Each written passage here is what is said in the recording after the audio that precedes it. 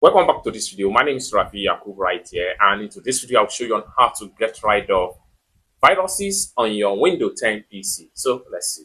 But before we dive into this tutorial, if you find the tutorial useful and you are following it to this channel, remember click on that subscribe, turn on the notification bell for more useful tutorials like this. So with that being said, let's get started. The very first thing you want to do on your Windows PC is to press Windows plus R, and this run dialog box here is going to pop up.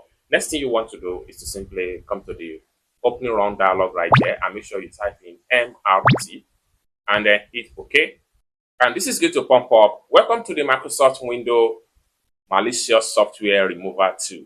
This tool scans for and automatically remove prevalent malicious software on your PC. What you need to do next is to simply click on next right here.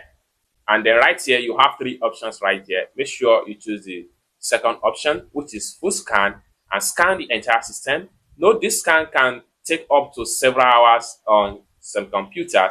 Make sure you have. So the next thing you need to do, after select on full scan, click on next.